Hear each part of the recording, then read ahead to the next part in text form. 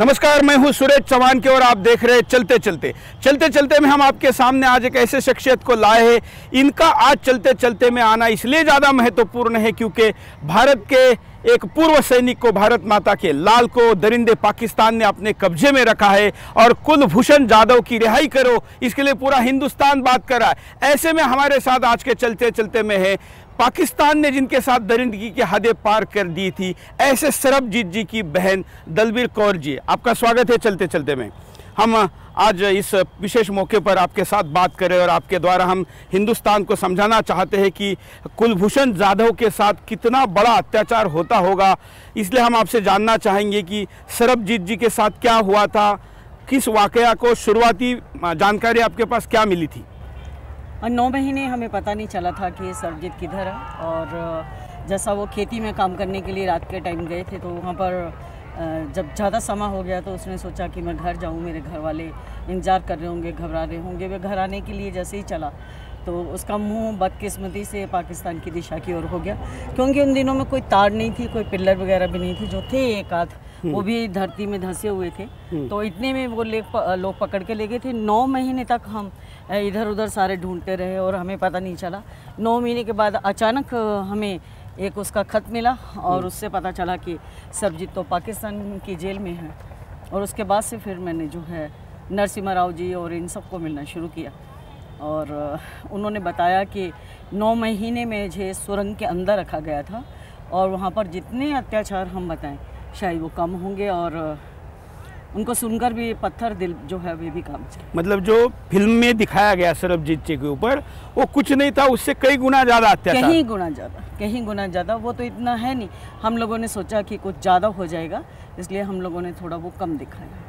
तो इसी तरह से हो सकता है कि जादव मतलब आज और इनको तो वहाँ से पकड़ा गया है और बड़े संगीन ज़्यादा आरोप लगाए गए हैं कि इन्होंने तो वहाँ मतलब पाकिस्तान के खिलाफ एक तरीके से युद्ध छेड़ने की कोशिश की गई और ये पूर्व नेवी के सैनिक भी है तो इसलिए भी ज़्यादा इनके ऊपर अत्याचार किए होंगे।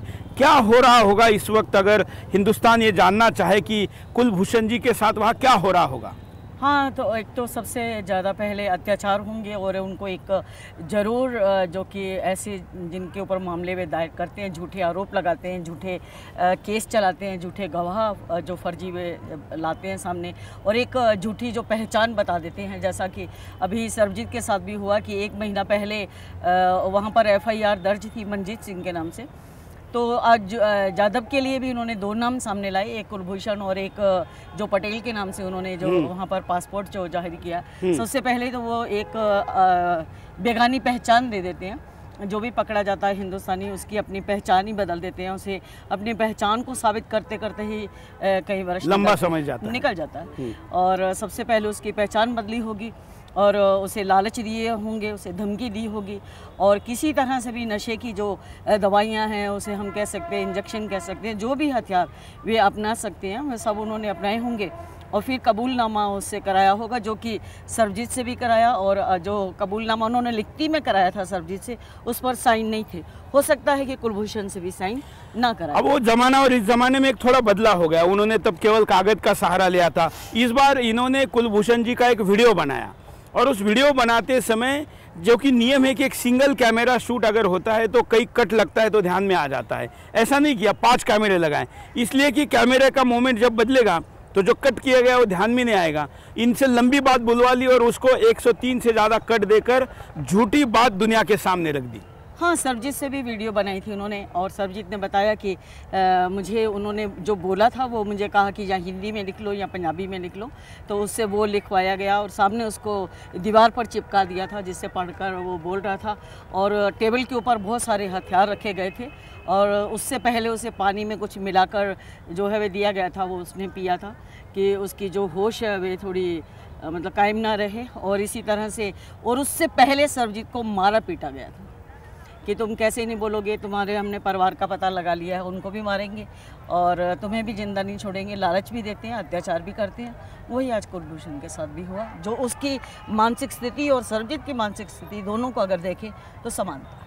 बिल्कुल। तो ऐसे में हिंदुस्तानियों का फर्ज है हम सबका कि हम भारत सरकार को कहे, भारत सरकार को ताकत दे, शक्ति दे, ये कहे कि हमारे कुलभूषण जाधव को कुछ भी करके वापस लाना है, क्योंकि ऐसे नर्क में अगर वो कुछ क्षण और भी रहेंगे तो उनके साथ और यातनाएं ज़्यादा दी जा सकती है, और इसके लिए सरबजीत जी का उदाहरण हमारे सामने सबसे ज़्यादा है।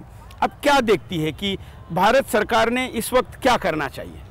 हाँ, अंतर्राष्ट्रीय स्तर पर बात रखनी चाहिए। वैसे भी मुझे लगता है कि बात को रखने में सरकार से इनसे भी चूक हुई है, जैसा कि कांग्रेस की सरकार से सरबजीत की दफ़ा हुई। जैसा 1 साल इनके पास वक्त था, ये सारी दुनिया को बता सकते थे कुलभूषण के मामले को लेकर, और वहाँ पे चर्चा में रख सकते थे। वो आ रहे थे या ये जा रहे थे, तो आज हमें काफ़ी उनकी जो है मदद मिलती, सबकी आवाज़ होती एक। तो फिर भी मैं चाहती हूँ कि अभी भी इनको बिना प्रतीक्षा किए कि कोई परिणाम ऐसा ना हो, तो इनको अपनी बात अमेरिका के पास जहाँ भी चाहें, यूएन में चाहें, जहाँ भी नहीं, लेकिन 130 करोड़ का ये हिंदुस्तान है, क्या ज़रूरत है हमको अमेरिका की तरफ आशा भरे नज़रों से देखने की? हिंदुस्तान की सेना में इतनी ताकत है। हाँ, ज़रूर हिंदुस्तान की सेना में ताकत है, लेकिन यही तो पाकिस्तान चाहता है कि 19 की इलेक्शन से पहले जो है हम लोगों को इतना परेशान कर दिया जाए, जैसा कि उनके बाजवा ने शायद ये सोचा है कि, और वह पाकिस्तान नहीं बल्कि सारी दुनिया को वह दर्शाना चाहता है कि मैं एक अलग किस्म का आदमी हूँ और मैं इतनी दहशत फैलाऊँगा हिंदुस्तान के अंदर, लोगों को इनको डराऊँगा, जबकि हम डरने वालों में से नहीं हैं। उनको पता है कि हर बार उन्होंने अपने मुँह की खाई है और घुटनों के बल पे गिरे हैं। वह दहशत फैलाना चाहते हैं, हमें वे उकसाना चाहते हैं जंग के लिए, तो हमें जंग से भी बचना है। क्यों बचना है? सबक भी नहीं, क्यों बचना है मुझे बताइए। इतने सालों में इतने सारे जो लोग हैं, कितने कैदी हमारे वहाँ पर आज भी 75 और 71 की लड़ाई के लोग आज भी हैं। हाँ, उसके लिए हमारे पास और भी बहुत सारे रास्ते हैं, जैसा कि सर्जिकल स्ट्राइक का कर लेना, और जैसा ड्रोन हमले अमेरिका करता है, वैसे हम क्यों नहीं कर सकते? हाँ, वैसे। और अमेरिका जो है वे अपने एक उनका व्यक्ति पकड़ा जाता है तो उसके लिए वे तमाम वो हथकंडे अपना लेते हैं और उठा के ले जाते हैं। उनका एक जहाज आता है और वो अपने बंदे को ले जाता है, लेकिन हम पता नहीं क्यों एक छोटे से देश के आगे जो है मजबूर हो जाते हैं, अपना पक्ष नहीं रख पाते हैं, और ये हमारी कमजोरी है, इसे त्यागना होगा और बड़े बलपूर्वक जो है अपनी बात को रखना होगा। क्योंकि हमारा जो हिंदुस्तान का चरित्र है, ये चरित्र तो बड़ा ही साफ सुथरा, मानवता, ह्यूमन राइट, तमाम चीज़ों का ध्यान रखता है। या कसाब को भी हम बिरयानी खिलाते हैं, उसको वकील नहीं मिलता तो उसको वकील भी देते हैं। दूसरी तरफ हमारा शत्रु पाकिस्तान इतना दरिंदा है कि उसके जो ओरिजिनल सैनिक कारगिल के मारे गए तो उनका भी वो आइडेंटिटी नहीं पहचानता है, कहते हैं हमारे लोग नहीं हैं। इतने दरिंदे व्यक्ति के साथ हम युद्ध के शालीन नियमों के साथ नहीं लड़ सकते। इसको उसी की भाषा में जवाब देना चाहिए। नहीं, वो तो है, जैसे को तैसा जब तक नहीं होगा। मैं समझती हूँ कि वह सुधरने वाला भी नहीं है, और उसने वैसे भी कसम खाई है कि हम नहीं सुधरेंगे, तो आंख तो दिखानी पड़ेगी, और अगर वह उंगली उठाता है तो हाथ तो उसका कुचलना पड़ेगा। कुचलने के लिए बहुत ज़रूरी है कि उसके साथ जो है सभी उसको मौके दिए जाए। जैसा उसके दिल के अंदर मैं समझती हूँ, सारा हिंदुस्तान भी समझता है, आज उसके दिल में कसाब का गुस्सा भी है, उसके अफजल का गुस्सा भी है, उसे हाफिज़ को लेकर भी गुस्सा। हमने उड़ी मुंबई और जो पठानकोट के तमाम जितने भी हमले हुए हैं, या हमारे सैनिकों के ऑफिसर्स के जितने सर कलम कर दिए गए हैं या शहीद कर दिए हैं, या आए रोज़ जो जम्मू कश्मीर के अंदर होता है, जो उनके किराए के जो वहाँ पर लोग बैठे हैं, जो पत्थर मारते हैं और जो उनकी आज़ादी के और उनके जिंदाबाद के नारे लगाते हैं, तो ऐसे लोगों के जो हम तमाम सबूत रखते हैं। जैसा अब ये बोल रहा है कि मैं यूएन में डोजियर रखूँगा, कि ये सारे सबूत रखूँगा इसके कुलभूषण के, तो एक झूठे जो सबूत हमें रखेंगे, हम तमाम वो सबूत देते हैं, उन सबको वो नकारता, तो हमें इसके आगे भी नहीं झुकना चाहिए। इसके लिए हमें पूरी तैयारी से रहना चाहिए, और वो तमाम जिंदा सबूत जो हमारे पास है उनके, हमें वो उनके सामने जो है दुनिया के लाना चाहिए। और इसका जितना भी प्रचार मैं समझती हूँ कर दिया जाए कि ये आतंकवाद को जन्म देता है, ये आतंकवाद का जन्मदाता है। इसकी धरती के ऊपर आतंकवाद ही उगता है और आतंकवाद को ये बोता है और उसी को ये काटता है। ये बताना दुनिया को इस समय बहुत ज़रूरी है, और इसकी भाषा में हमें ज़रूर इसको सबक सिखाना होगा। ये कर्नल के लिए जो तल्लो मच्छी हो रहा है, बिना पानी के जो तड़प रहा है, मैं समझती हूँ कर्नल को हमें नहीं छोड़ना चाहिए। बिल्कुल। और उनके और भी लोग हमारे पास कब्जे में हैं, बहुत सारे हैं, जैसा कि जासूस उनके हमारे पास हैं, अभी हाल ही में काफ़ी पकड़े गए हैं। और जैसा अभी उसका दावा करना कि 2 और तुम्हारे जासूस हैं, तो वो हमारे सामने लाए, हमें सबूत दे, क्यों घबराती हो? जब आपके पास इतने मजबूत सबूत हैं उनके खिलाफ, तो दुनिया के सामने लाओ, हमारे सामने लाओ, उसके पेरेंट्स को पता लगे, हमारे देश को पता लगे। बिल्कुल। इस वक्त हिंदुस्तानियों ने क्या करना चाहिए, सरकार ने क्या करना चाहिए, तो आपने बताया। आम हिंदुस्तानी क्या करें?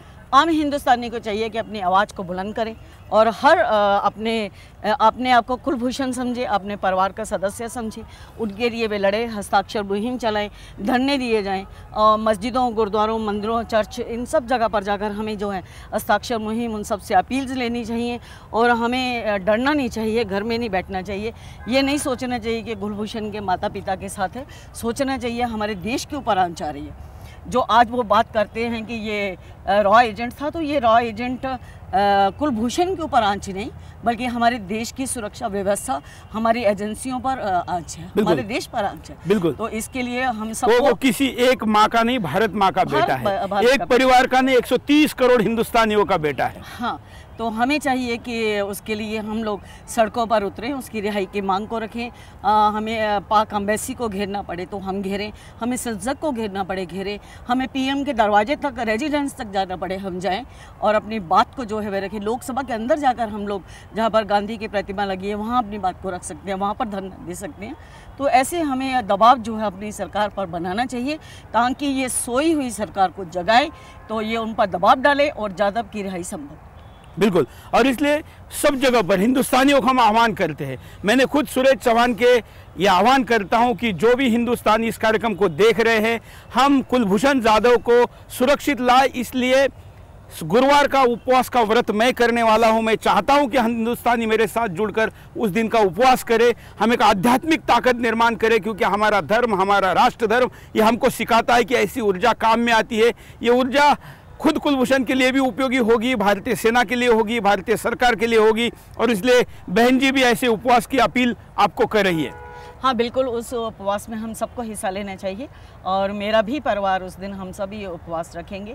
जैसा हमने परसों सुना था टीवी पर जब बोल रहे थे सुरेश जी, तो हमने भी अपने घर में बात की थी कि सारे देश को चाहिए कि उस दिन अपने अपने घर में सभी जो हैं वे उपवास रखें।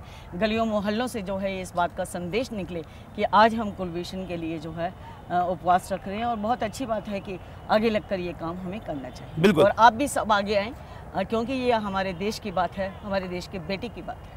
बिल्कुल, और उस बेटे के लिए जो जो संभव हो अपनी जगह पर आप रैलियां कर सकते हैं, लोगों को एकत्र करके, पूर्व सैनिकों को एकत्र करके भी आप अपील कर सकते हैं, सड़क पे आ सकते हैं, बता सकते हैं, सरकार तक अपना संदेश पहुंचा सकते हैं, गंभीरता पहुंचा सकते हैं। मोदी जी से हमको पूरी आशा है, लेकिन फिर भी सरकार के सामने हिंदुस्तानियों, क्योंकि सरकार ने जो करना है वो तो सरकार करेगी, लेकिन आप और हम चुप क्यों बैठेंगे, हम भी कुछ करेंगे। तो हमारे से जो होना चाहिए, करना चाहिए, वो सब हम कुछ करें। इस वक्त कुलभूषण जी का जो परिवार है, उस परिवार को याद करना बहुत ज़रूरी है, ताकत देना बहुत ज़रूरी है, उनको शक्ति देना बहुत ज़रूरी है। इस वक्त वो भी बड़े दुख में होंगे। हाँ बिल्कुल, उनका दर्द हम समझ सकते हैं। जिनका अपना नौजवान बेटा पकड़ा हो और बेकसूर हो और उसे पकड़ा भी ना गया हो, अगवा करके उसे रख लिया जाए और उसके ऊपर झूठे आरोप लगाकर एक जो है फर्जी मुकदमा तय कर दिया जाए और उसे सज़ा सुना दी जाए, बहुत गलत बात है। जो कि अगर जैसा इनका कहना है कि हमने आर्मी की कोर्ट मार्शल इसलिए हुई कि वे नौसेना के अंदर ऑफिसर था, तो यहाँ एक सवाल खड़ा होता है कि वे नौसेना भारत की थी जिसका वे ऑफिसर था, ना कि पाकिस्तान की नौसेना का ऑफिसर था। हम अपने सैनिकों को, अपने ऑफिसर्स को हम कोर्ट मार्शल कर सकते हैं, वो अपनों को कर सकते हैं। इसका केस सिविलियन कोर्ट में ही चलना चाहिए था। यदि उन्होंने ऐसा नहीं करना, जो सरजीत के साथ भी हुआ था, तो तमाम वो अदालतें जो हैं बंद कर देनी चाहिए और उनको ISI और फौज जो कहती है वही जो मानेंगे वही मानते हो, तो लोकतंत्र का, चुनाव का ड्रामा क्यों करते हो? इन सबको दूर करो, दरकिनार करो और दुनिया को बताओ कि हम ISI और फौज के और आतंकवादियों के दबाव के तले ये सब करते हैं। और उनके पेरेंट्स को चाहिए कि वे आकर एक वकील करें अच्छा सा, और उनसे, जैसे उज्जवल निकम हैं, और उनसे एक अपील दायर करें और वे फैक्स के ज़रिए जो है राष्ट्रपति को भेजें ताकि उसके ऊपर जो है सबसे पहले स्टे लगे। जैसा सरजीत के लिए मुशर्रफ ने जब बोला था, तो मैंने सबसे पहले जो है वहाँ पर स्टे लिया था और मैंने मुकदमा जो है वहाँ पर लोअर कोर्ट और हाई कोर्ट सब में मैंने एक वकील करके और ये सब किया था। मुझे भी कहा गया था कि हम वकील नहीं कर सकते। सरजीत को सफाई का पक्ष उन्होंने दिया भी, अपना पक्ष रखने का मौका नहीं दिया था, लेकिन हमने वकील किया था।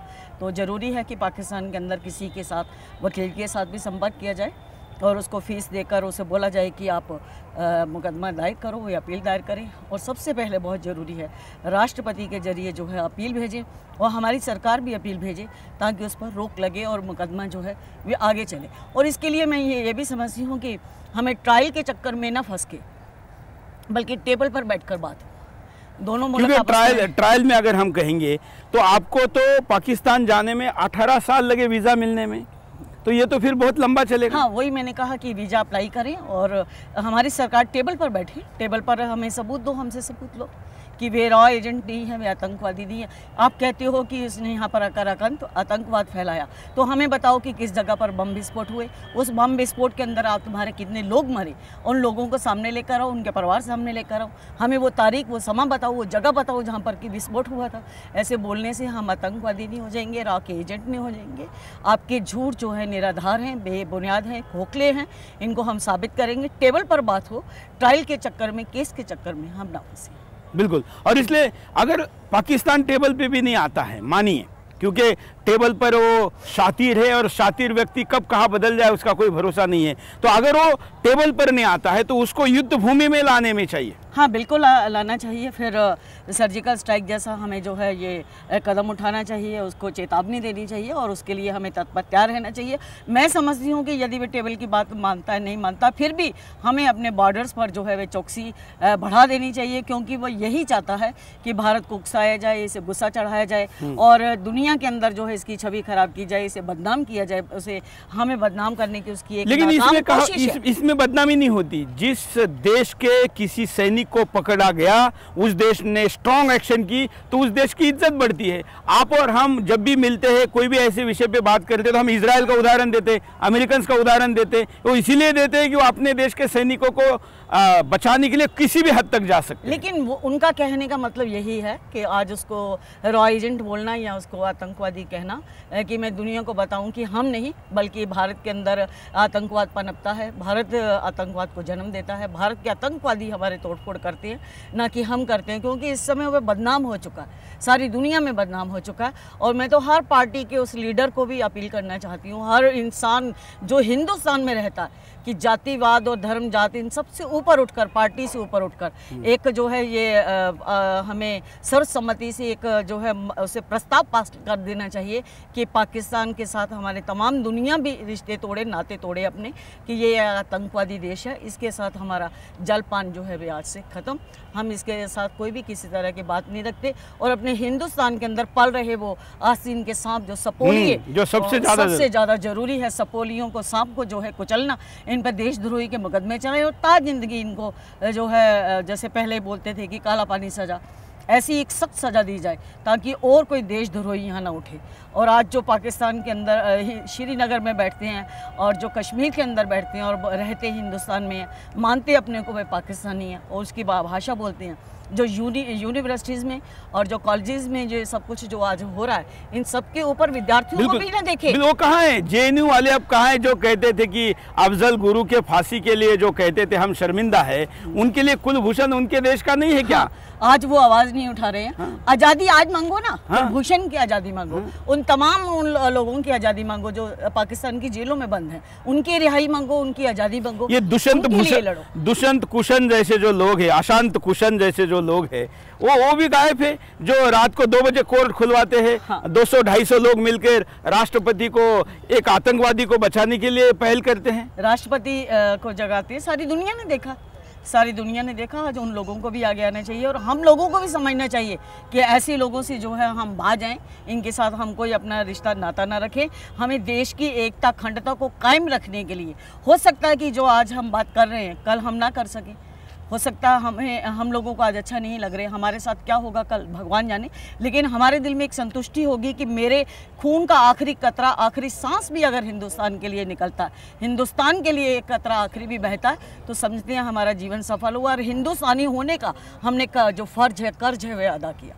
तो ऐसे लोगों के साथ हमें जो है हटना चाहिए। हमें कुछ करना है तो हमें भाईचारे के लिए करना है, जीना है तो देश के लिए जीना है, मरना है तो देश की एकता, अखंडता के लिए मरना है। तो हमें इसलिए ये सब जो लड़ाई है, हम जो आपस में लड़ते हैं, जो वंदे मातरम नहीं बोलना है, हमें जनगण मन नहीं खड़ा होना है, हमें हिंदुस्तानी नहीं कहना है, तिरंगा नहीं लगाना है, तिरंगा नहीं लगाने दे रहे हैं। हाँ, और ये सब के ऊपर जो आपको ऐतराज़ होता है, तो मैं समझती हूँ कि लानत है हिंदुस्तान के अंदर रहकर। हिंदुस्तान का खाओ और हिंदुस्तान के अंदर रहो और अपने आप को हिंदुस्तानी ना मानो, तो फिर कहना पड़ता है मजबूरन कि ऐसे इंसानों को हिंदुस्तान में रहने का कोई अधिकार नहीं। और जब हम ऐसा कहेंगे तो हमें जातिवादी ठहराया जाएगा, हमको सांप्रदायिक ठहराया जाएगा, हमको कम्युनल ठहराया जाएगा। हाँ, हम लड़ते हैं भाईचारे के लिए, हम लड़ते हैं एकता के लिए। हम उन जैसे लोगों जैसी लड़ाई नहीं लड़ते जो कि हमारे देश की विरुद्ध आवाज़ हो। हम भगवान को भी हमें जाकर जवाब देना है, इस मातृभूमि को भी जवाब देना है, बिल्कुल, जिसके ऊपर जिसकी सीने को कुचलते हुए हम आगे बढ़ते हैं। और इस तरह की जो हम बातें करते हैं, हमें चाहिए कि अपने देश के लिए, देश के अखंडता और एकता के लिए लड़े।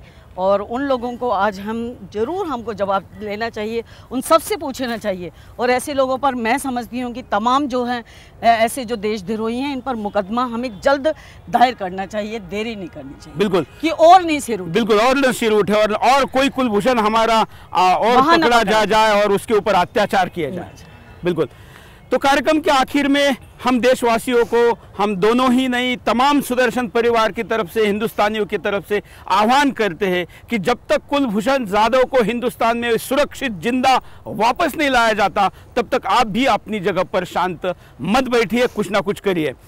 बहन जी, मैं इस मेरे चलते चलते के कार्यक्रम में हर व्यक्ति को केवल हाथ जोड़ के धन्यवाद कहता हूँ, लेकिन मैं आपको केवल हाथ नहीं जोड़ना चाहता, क्योंकि आप एक ऐसे हमारे भारत माता के लाल की बहन है जिसने सालों पाकिस्तान के अत्याचार सहे। उस अत्याचार को सहने के बाद अगर वो इस्लाम कबूल कर लेते सरबजीत, तो शायद जिंदा बच जाते, उसके सामने वो ऑप्शन था। लेकिन उसने अपना धर्म नहीं छोड़ा और हिंदुस्तानियत के साथ बेईमानी नहीं की। कोई गलत बयान अगर सरबजीत जी से दिलवा दिया जाता तो भी उनको बचा लिया जा सकता था, लेकिन सरबजीत जी ने अपनी जान की परवाह किए बगैर इस मातृभूमि के लिए, भारत माता के लिए इतना सब कुछ किया है। इसलिए इस शो में आने के लिए आपको मैं केवल हाथ जोड़कर प्रार्थना, धन्यवाद करने के बजाय मैं आपके चरण छूना चाहता हूँ कि आप इस कार्यक्रम में आए और इसके लिए आपने समय निकाला। धन्यवाद, नमस्कार।